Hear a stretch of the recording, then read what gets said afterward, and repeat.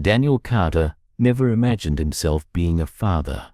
He was 30 when he met Melissa, a single mom with a 7-year-old daughter named Ava. Her father, Jason, had walked out when she was still in diapers and never looked back. No birthdays, no phone calls, nothing. But Daniel did everything Jason didn't. He showed up. He learned how to braid Ava's hair, cheered at her soccer games, stayed up through the night when she had nightmares. He paid for piano lessons, school uniforms, orthodontist visits, her first car, and later her college tuition. When she got accepted into a graduate law program, Daniel cried harder than she did. He never asked to be called Dad. But the first time she did at age 14, he remembered it word for word.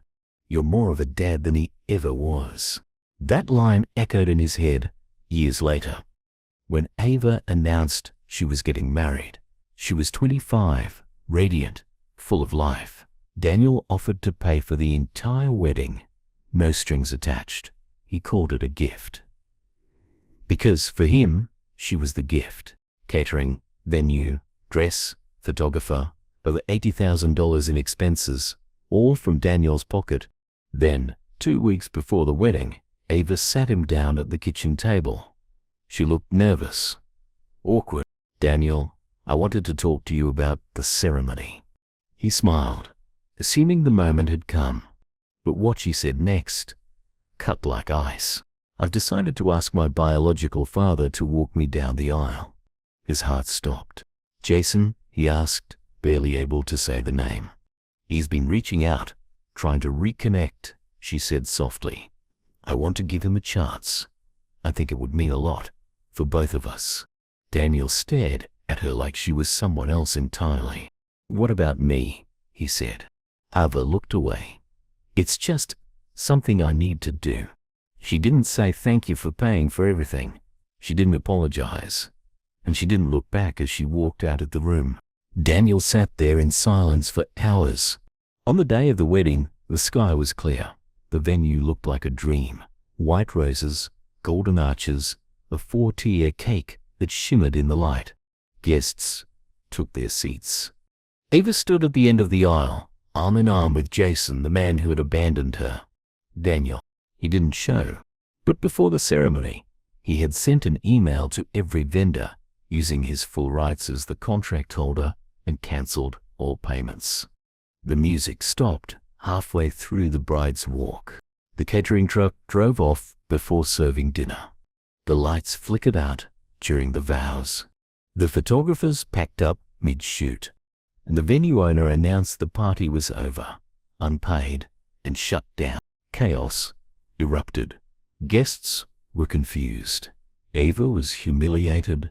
Jason disappeared the moment things turned messy again, just like he always did. In the days after, Ava called Daniel over and over. She cried, begged, screamed into voicemail. Her mother called, but Daniel was done. No more funding her fantasy. No more being the backup. No more being the man in the shadows, holding up a family that never truly saw him. Instead, Daniel traveled. He sold the house, moved to a quiet lakefront cabin, and cut ties with them all. Some betrayals cut too deep for reconciliation. And Daniel realized, being a father doesn't mean being a fool. 5 years had passed since the wedding that never was. The fallout had been swift. The photos Ava posted online were mostly staged, taken after the chaos, cropped to hide the truth. The reception had been moved to a friend's backyard, thrown together with leftover pizza and warm wine. Jason didn't stay past the first dance. By the time the cake was served, he was already gone. Again, he didn't return her calls after the honeymoon. Didn't even send a card when her first child, Maya, was born.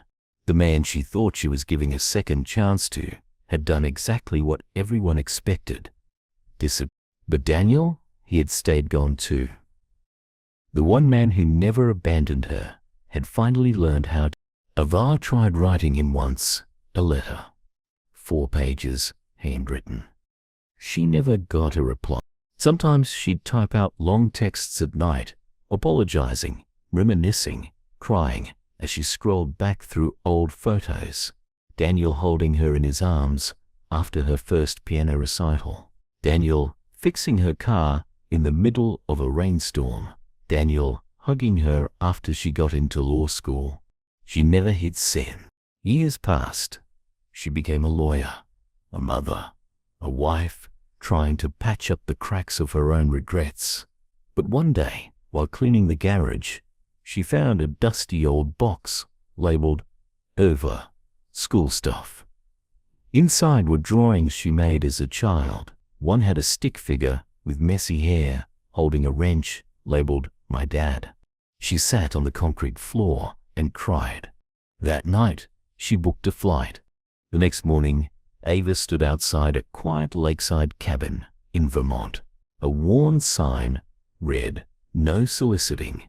The grass was neatly trimmed. Wind chimes rattled lazily.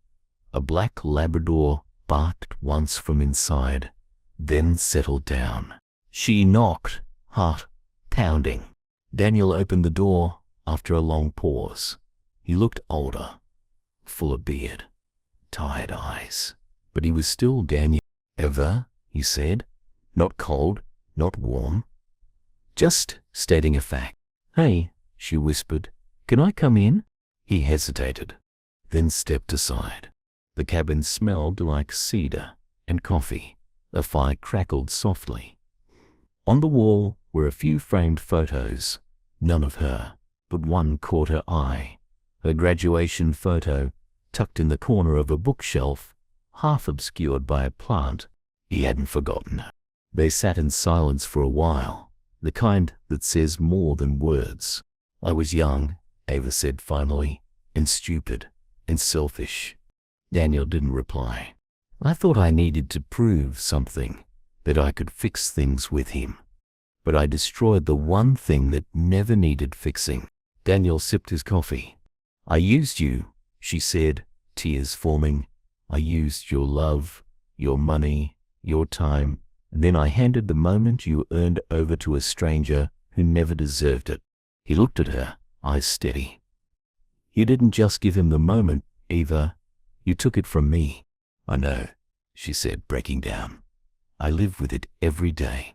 A long silence stretched between them. Then she reached into her bag and pulled out a small box. Inside was a tiny gold bracelet, engraved with the words, "To Grandpa, from my..." "She's 4, Ava said. "She asks about you. She's never even met you, but I talk about you. I tell her everything about the man who raised me. The man I betrayed." Daniel stared at the bracelet. "I don't expect forgiveness," Ava whispered, "but if there's any way you could meet her, just once. I want her to know who you are, who you really are." Daniel stood. For a long moment, Ava thought he might ask her to leave. Then he reached for the bracelet, held it in his palm. Then, softly, "One visit, that's all I'm ready for." She nodded quickly, afraid the offer might vanish if she blinked. But as she got up to leave, he said, "One more thing. I loved you like my own. You were mine, even if the world didn't say so." That's what hurt.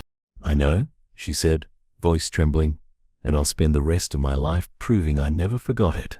That weekend, a little girl with curly hair ran across a lakeside lawn and into the arms of a man she had only heard about in bedtime stories.